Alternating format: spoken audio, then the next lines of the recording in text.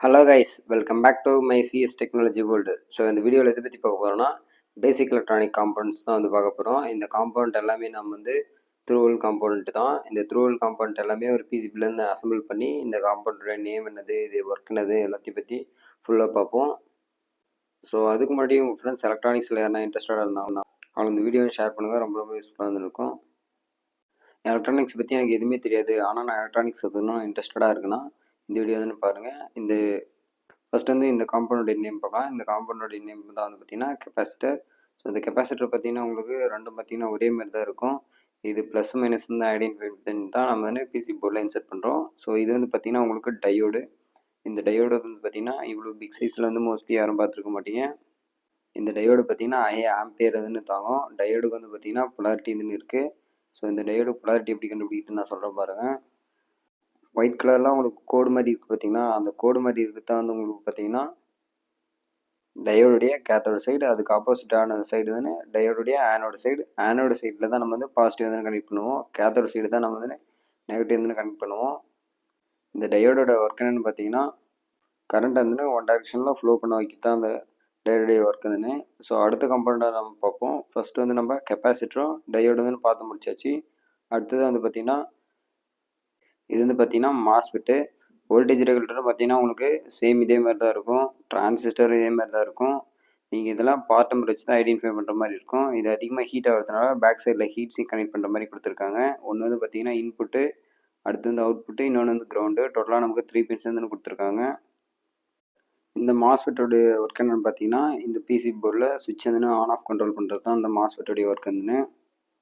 இந்த காம்பவுண்டோட நேமில் நம்ம ஐடென்டிஃபை பண்ணிவிட்டு அடுத்து வந்து பார்த்திங்கன்னா இந்த பிசி போர்டில் தான் நம்ம வந்து இன்சர்ட் பண்ண போகிறோம். இந்த பிசிபியில் இன்சர்ட் பண்ணுறதுக்கு முன்னாடி நம்ம வீடியோக்கு ஒரு லைக் மட்டும் போட்டுருங்க. ஃபைனலாக பார்த்தா நம்ம ஸ்டார்ட் பண்ணலாம். ஸோ அதுக்கு முன்னாடி பார்த்தீங்கன்னா இதில் என்ன காம்பவுண்ட் இருக்குன்னு பார்த்தீங்கன்னா, ஃபர்ஸ்ட் ஆஃப் ஆல் பாருங்கள், குண்டு மாதிரி இருக்குங்களா, இதுதான் வந்து பார்த்தீங்கன்னா கெப்பாசிட்டர். இந்த கெப்பாசிட்டரோட ஒர்க் என்னென்னு பார்த்தீங்கன்னா சார்ஜ் அண்ட் டிஸ்சார்ஜ் தான். இது வந்து பார்த்தீங்கன்னா through type aluminium electrolytic capacitor. இந்த அலுமினியம் எலக்ட்ரோலைட்டிக் கெப்பாசிட்டரில் பார்த்தீங்கன்னா 220 மைக்ரோஃபேரட் 50 வோல்ட் இதுன்னு போட்டிருக்கு. அப்படின்னா இந்த கெப்பாசிட்டர் வந்து 220 மைக்ரோஃபேரட் வந்து சார்ஜ் அண்ட் டிஸ்சார்ஜ் பண்ணும். இந்த மாதிரி மைனஸ்னு கோடு இருந்தால் அதுதான் அந்த கெப்பாசிட்டருடைய மைனஸ் அண்டு அதுக்கு ஆப்போசிட்டான பகுதி கெப்பாசிட்டருடைய ப்ளஸ் பாயிண்ட்டு. அடுத்தது வந்து பார்த்திங்கன்னா இது வந்து பார்த்திங்கன்னா கனெக்டர் ஒன்றும் இல்லைங்க, 3 பின் இருந்தால் அது 3 பின் கனெக்டர், 4 பின் இருந்தால் 4 பின் கனெக்டர். கனெக்டரில் டிஃப்ரெண்ட் டைப்ஸ் வந்து இருக்குது. RMC connector, Molex connector, header பின்னில் மெயில் ஃபீமேல் இந்த மாதிரி நிறைய இருக்குது. ஸோ இது வந்து பார்த்திங்கன்னா ஃபீமேல் கனெக்டரோடைய கேப் வந்து கொடுத்துருக்காங்க மொத்தமாக ஷார்ட் பண்ணுறதுக்கு. அடுத்தது வந்து பார்த்திங்கன்னா இதெல்லாம் வந்து டயோடு.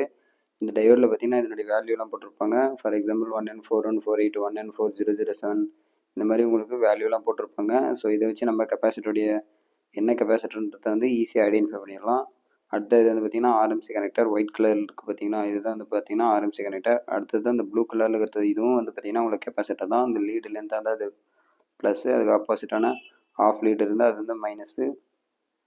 இது வந்து பார்த்திங்கன்னா உங்களுக்கு 10 வோல்ட்டு எத்தனை மைக்ரோஃபேரட்னு சொல்லிட்டு, ஸோ அதே வந்து போட்டிருக்கு.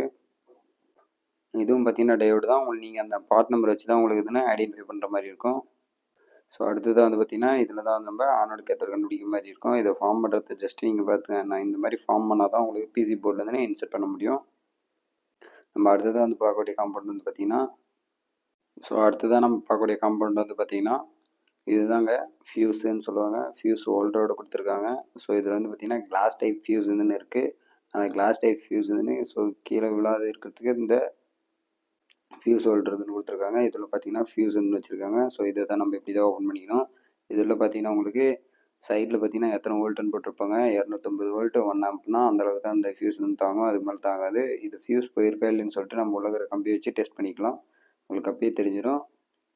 இல்லைனா மல்டிமீட்டர் வச்சு கண்டினியூட்டி செக் பண்ணாவே தெரிஞ்சிடும். ஸோ நமக்கு அதில் கரெக்டாக வரும், எந்த ஒரு ப்ராப்ளம் இல்லை. ஸோ நம்ம அதே மாதிரி எப்படி இன்செர்ட் பண்ணுறான்னு பாருங்கள். இந்த மாதிரி ஃபியூஸ் ஹோல்டரில் எடுத்துகிட்டு ஸோ இன்செர்ட் பண்ணிவிட்டு நீங்கள் கிளாஸ் டைப் ஃபியூஸை பார்க்கக்குள்ள கரெக்டாக பார்க்கணும். இந்த ஒரு கான்டாக்ட்லேருந்து அனதர் கான்டாக்ட் மட்டும்தான் நமக்கு வோல்டேஜ் இதுன்னு ப்ரொடெக்ட் பண்ணுது. இது வந்து பார்த்திங்கன்னா யாரும் பார்த்துருக்க மாட்டீங்க. இது ஜஸ்ட்டாக ஒன் ஆஃப் த மாடியூல் தான். இது DC to DC buck converter, அதாவது அதிகமாக இருக்கிற டிசி கரண்ட்டை வந்துன்னு நமக்கு கம்மியாக வந்து கண்டக்ட் பண்ணி தரோம். அடுத்த இது ரெண்டும் வந்து பார்த்திங்கன்னா ரெசிஸ்டர்.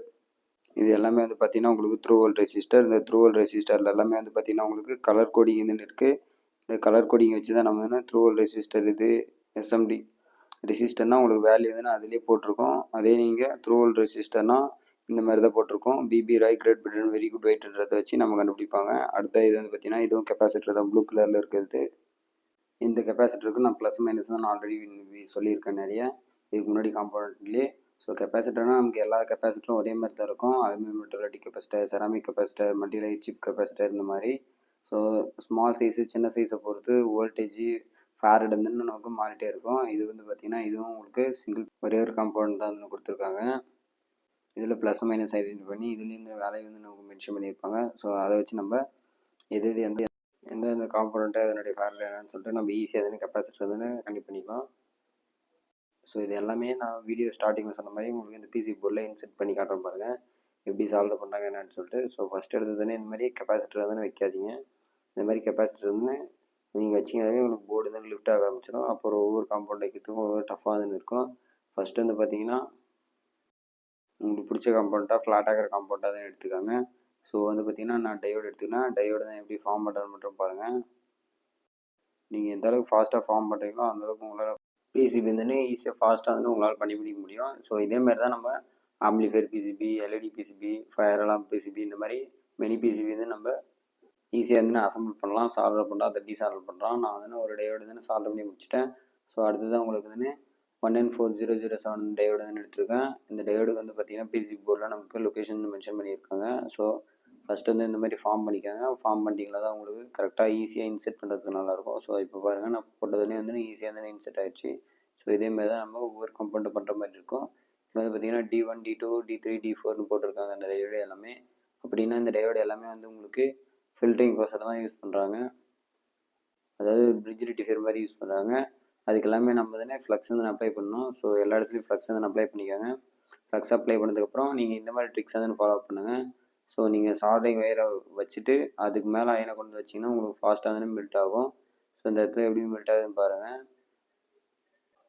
உங்கள் நண்பர்கள் இல்லைன்னா உங்களுக்கு தெரிஞ்சவங்க இந்த மாதிரி எலக்ட்ரானிக்ஸில் யாருனா இன்ட்ரெஸ்டடாக இருந்தாங்களோ அவங்களுக்கு இந்த வீடியோவை ஷேர் பண்ணுங்கள். ஆன்லைன் அண்ட் ஆஃப்லைன் கிளாஸ் கோர்சஸ்ன்னு ரெண்டுமே அவைலபிளாக இருக்குது. ஃபஸ்ட்டு வர 50 மெம்பர்ஸ்க்கு மட்டும்தான் நமக்கு வந்து ஆஃபர்ஸ் வந்து இருக்குது. இந்த மாதிரி எல்லா பாயிண்ட்டும் நம்ம சால்வ் பண்ணி முடிச்சதுக்கப்புறம் என்ன பண்ணணும்னா கட்டை எடுத்து வந்து கட் பண்ணிடணும். ஸோ சால்வ் பண்ணி முடிச்சுட்டு நீங்கள் தானே ஈஸியாக தானே கட் பண்ணலாம். எப்படி பாருங்கள். நீங்கள் சால்வ் பண்ணி முடிச்சதுக்கப்புறம் இந்த மாதிரி கனெக்டர்ஸ்லாம் வந்து நீங்கள் சால்வ் பண்ணிடுங்க. அடுத்து வந்து பார்த்திங்கன்னா நம்ம உங்களுக்கு ஸ்டார்டிங்கில் காட்டியிருப்பேன் கெப்பாசிட்டர் வந்து அந்த பிக் சைஸ் கெப்பாசிட்டர் அதுவும் நம்ம சால்வ் பண்ணி முடிச்சாச்சு. லீடு கட் பண்ணியாச்சு. அடுத்தது வந்து பார்த்திங்கன்னா நம்ம ஒவ்வொரு காம்பவுண்டாக இந்த மாதிரி தான் நம்ம பண்ண போகிறோம். ஃபைனலாக வந்து பார்த்திங்கன்னா capacitor, fuse holder, resistor, RMC connector எல்லாம் நம்ம வந்து சால்வ் பண்ணி முடிச்சாச்சு. அடுத்தது வந்து பார்த்திங்கன்னா கெப்பாசிட்டர் மட்டும் தான் ஃபைனல் ஸ்டேஜில் தானே இருக்குது. ஸோ கெப்பாசிட்டர் தானே சால்வ் பண்ணி முடிச்சாச்சு.